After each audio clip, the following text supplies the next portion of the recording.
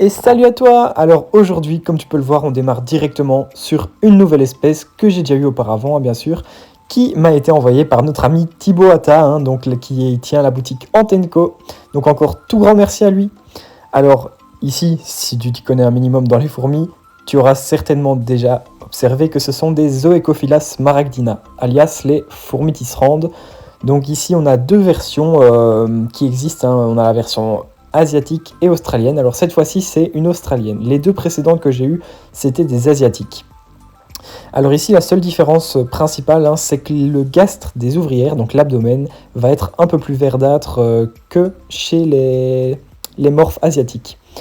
Donc voilà, ici, je te mets directement donc une petite photo du site donc de Thibaut, Antenco, comme ça tu peux voir déjà les colonies disponibles, etc. de fourmis tisserandes. Et je te mets également le lien en description. Donc voilà, n'hésite pas à aller voir dans la description, cliquer sur le lien pour aller directement sur la page et trouver pour commander ces fourmis qui sont juste incroyables. Donc ici, comme je te le disais, cette fourmi, c'est la troisième fois que je tente. Les deux premières ont malheureusement pas tenu le coup. Les deux reines sont mortes sans raison apparente, on va dire. Donc voilà, j'étais un peu dégoûté. Mais cette fois-ci, j'ai déjà plus d'ouvrières. Les deux précédentes, c'était des reines seules. Et donc elles ne venaient pas du même fournisseur, bien sûr. Donc ici, on verra ce que ça dit. Mais je ne doute pas que ça promet d'être vraiment une fameuse colonie plus tard.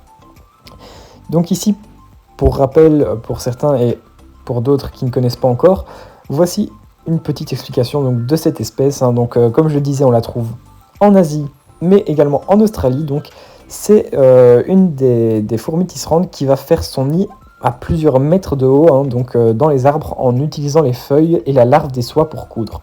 Alors ici, on peut voir le petit setup, j'ai essayé de reconstituer ça. Donc ici, bien sûr, à bien plus petite échelle.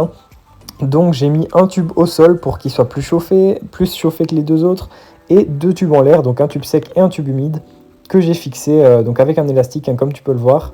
Donc ici, la petite réserve d'eau du tube qui est au sol qui dépasse. Donc voilà, j'ai mis une petite laine, j'ai mis des feuilles, comme ça je me suis dit j'essaye de mettre quelques trucs pour voir ce que ça dit. Et donc ici, ça fait quelques jours maintenant qu'elles y sont, donc bien sûr depuis que j'ai tourné la vidéo. Et je n'ai zéro souci avec ce setup, donc c'est plutôt pas mal. Je les vois régulièrement sortir. Et donc ici, on va les relâcher ensemble. Donc on peut voir qu'elles avaient déjà bien tissé le bout du tube contre le coton avec les larves. Donc donc c'est ce que je disais à la base. Donc ces fourmis vont utiliser la soie des larves. Donc elles vont prendre vraiment en fait la soie pour tisser les feuilles entre elles, donc d'où le nom fourmis tisserandes. Et c'est également la seule espèce de fourmi verte à proprement parler. Donc bien sûr, il va y avoir tout ce qui est Rhytidopodera metallica, il y a une espèce de Camponotus que je sais qu'il y a ça aussi. Il y a quelques espèces comme ça qui ont des reflets verts. Mais ici, Oecophila smaragdina, c'est la seule espèce de fourmi vraiment verte, en tout cas pour la reine et pour les ouvrières de la morphe australienne, pour beaucoup d'ouvrières. C'est le cas. Donc c'est vraiment une rareté quand même, on va le dire, on peut le dire. C'est vraiment une rareté de trouver une fourmi verte comme ça. Alors ici, j'essaye de faire un peu de place pour te remontrer dans le tube. Donc on peut voir que j'avais déjà un joli couvain, donc ça c'est assez chouette. Là il y a une ouvrière qui est déjà sortie pour voir un petit peu, on voit, ça c'est typique des Zoecophila, de relever le gastre comme ça à 90 degrés et ouvrir les mandibules pour être en position défensive un peu. Donc voilà, ici c'est vraiment beaucoup de comportements très intéressants chez cette espèce. Et la coloration de la reine mais je trouve qu'elle est juste folle. Donc on voit vraiment, on voit très bien en noir les cicatrices des ailes déjà, donc ça c'est assez chouette. Et quand on regarde bien de plus près, on voit que la reine a des bandes blanches sur le thorax. Donc ici, je les ai nourris un peu, j'ai mis une petite gouttelette de liquide sucré et un petit grillon fraîchement tué.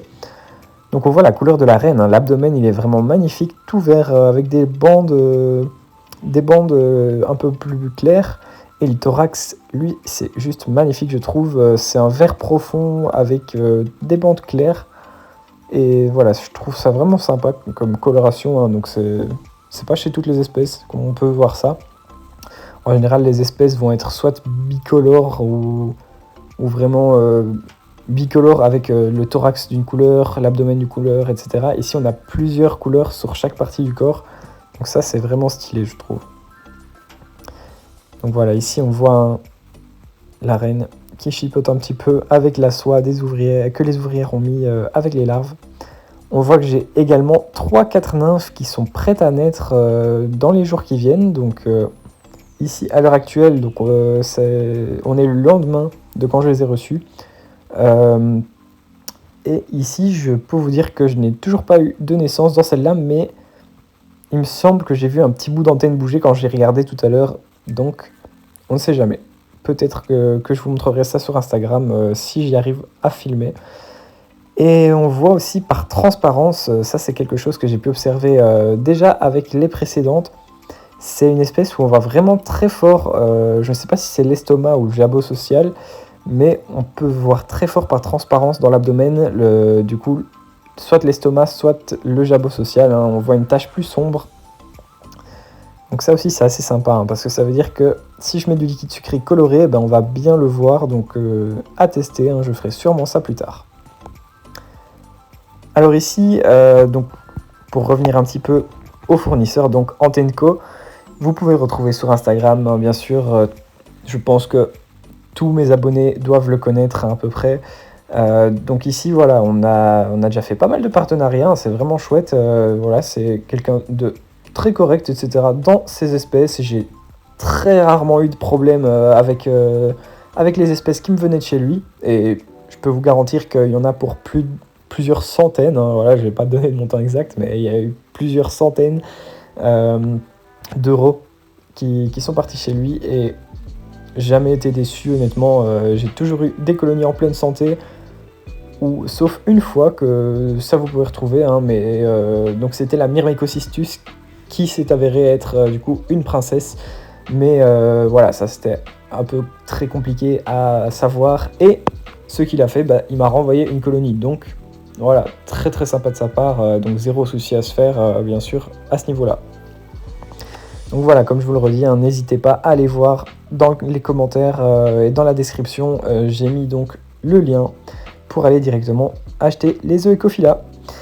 Alors si tu as peut-être vu sur Instagram, hein, j'ai posté également une petite vidéo de quand j'ai reçu les œufs Ecophylla, et voilà, ça c'était vraiment top, hein, l'emballage toujours vraiment nickel chez Thibaut, hein. Donc j'avais une petite chaufferette, etc. Tout était au top.